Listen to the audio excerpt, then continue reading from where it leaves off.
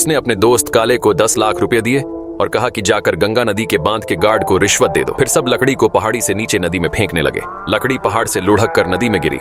अगर वो पानी के रास्ते से निकल जाती तो अरबों का माल समुद्र में बह जाता। काला समय पर पहुंचा। उसने बांध के गार्ड को पैसे देकर मुख्य गेट खोलवा दिया और सारी लकड़ी रोक ली।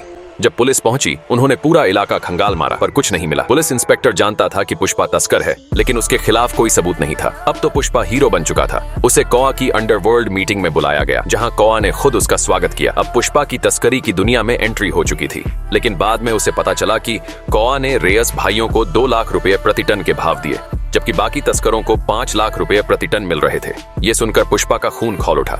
वो रेयस के पास जाकर बोला, हम जान जोखिम में डालते हैं और फिर भी हमें आधे दाम मिलते हैं। रेयस ने कहा, कौआ के सामने कोई कुछ नहीं बोल सकता, वो तो सांसदों से लेकर पुलिस तक को खरीद चुका है। रेयस ने फिर उकसाया, अगर हिम्मत है तो तू खुद जाकर उससे बात कर, अगर दाम बढ़वा लिया तो आधा मुनाफा तेरा।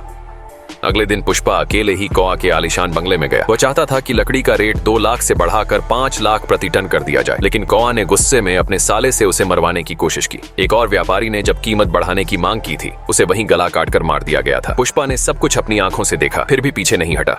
कौआ ने ताने मारते हुए कहा, जो बंदा 20,000 बढ़ाने को कहे उसे मैं मार देता हूँ, और तू 3 लाख बढ़ाना चाहता है? पुष्पा बोला, तुम्हारे लोग 2 चेक पोस्ट पार करते हैं, मैं 15 चेक पोस्ट पार करता हूँ, मेरी कीमत वाजिब है। कौआ का चेहरा तमतमा उठा।